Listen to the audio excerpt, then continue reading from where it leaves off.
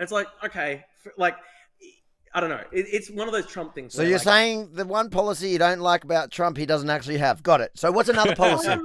What's another policy? An actual policy, not personality.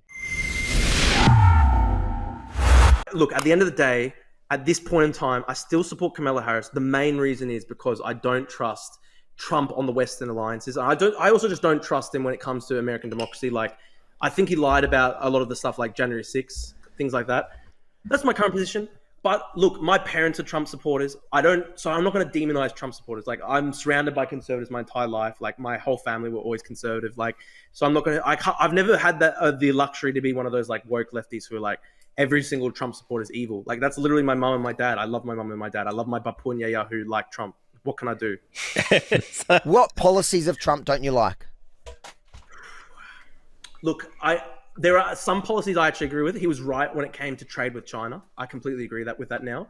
When it comes to stuff like, I don't know, like he talks about getting rid of the Affordable Care Act. So for me, it's actually not so much like, you get the standard lefty criticisms of Trump where it's like, oh, he's a meanie and he's sexist and stuff. For me, it's actually more stuff like, I disagree when he talks about like, we're going to get rid of Obamacare because look, we have universal healthcare in Australia. We have public healthcare. I like the fact that if I get sick, I'm not going to die. Like, I know that I'm not going to get bankrupted, Like, I like that fact. I think there should be a bit of like a safety net. I love capitalism. I'm completely against communism and socialism, but I think I don't think it's fair to compare Australia to America. Australia, which is an island, it's 30 million to 10 times its size, plus many more illegals. Like, look, I get you. It's obviously a different system, and I can't go in and tell them like change your entire system, etc. Like, stuff like that though, like having grown up in Australia where we do have like a nice public safety net where it's like, if you get sick, if you get cancer, I know that I'm not going to go bankrupt, or I know like my mum's not going to go bankrupt. I like that. I think unfortunately one of the problems with America is like, I love America. Obviously I love America because I've got like the American flag on my boat and everything. But I think probably one of the biggest problems is like, they've probably got too much of a sort of like dog eat dog individualistic. Like, we have individualism in Australia, but I don't think it's as dog eat dog sometimes. A lot of people are saying you've never looked into Obamacare. I don't know enough. I'm not going to debate you on Obamacare because I don't know enough about Obamacare. If it's anything like Obama himself, it was probably very polished in the way it was presented. Yeah. But there was no meat on the bone. Look, this is the thing, right? The main feature of the Obamacare Affordable Care Act was that if you've got a pre-existing health condition, so say you've got diabetes or something like that, or say you've got like a long-term pre-existing condition, like the insurance company can't just say, we're not going to give you coverage. And I like that because if someone is sick, like I think it's pretty unfair for a society to be like, we're not going to help you at all. So, but it's interesting because like Trump's a bit, this is kind of one of Trump's problems. Like, he can sometimes go, he can say both things at the same time. So he's said before, I'm going to get rid of Obamacare, but at the same time, I don't want to get rid of the pre-existing care condition. And it's like, okay, like, I don't know. It's one of those Trump things. So you're saying the one policy you don't like about Trump, he doesn't actually have. Got it. So what's another policy? What's another policy? An actual policy, not personality. I think people are obviously going to get mad at me for not fully supporting Trump. Listen, I've come a long way in the past 5 years from being you can't expect me to. I'll make it easier for you. What do you like about Harris? You're supporting Harris. What is it that you like about Harris that she's done success? What has she done well in the last 4 years? Okay, look, firstly, part of the problem is like vice president. The vice president actually doesn't have any constitutional power. So it's hard when you're like. But Biden wasn't even there, so it was all her. Okay, two things that I do agree with Biden on, right? One's Ukraine. Like I am fearful that if Trump had been in, he might have let Putin just take it. The second thing is how do you explain the 4 years before where Putin didn't do anything? Why do you think Putin? Why do you think Putin? Hold on. And what happened with Obama? And Obama was bad on Russia. I will actually say that Obama was really bad. But why? Explain to me, because that's just such a ridiculous argument. Explain to me how, in Trump era, because I can explain it. In Trump era, nothing. Putin didn't do anything. Hamas didn't do anything. None of these wars happened during Trump. Why? If you're talking about Russia, you were speaking about Russia, and then you're saying you liked Biden on Russia.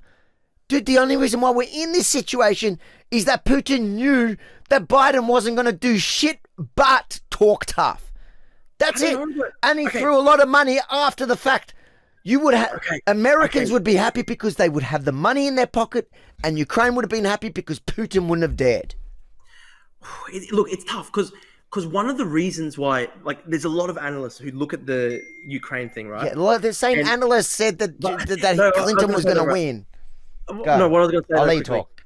Let me quickly say, with the Ukraine invasion, right? One of the reasons why it happened, people say that, like, Putin withdrew into his bunker during COVID, and he was in the Kremlin archives and stuff, and he was just like stewing. He was in isolation. He was stewing on his obsession. You're telling me Putin was so scared of COVID that he didn't invade Ukraine? Are you listening to yourself?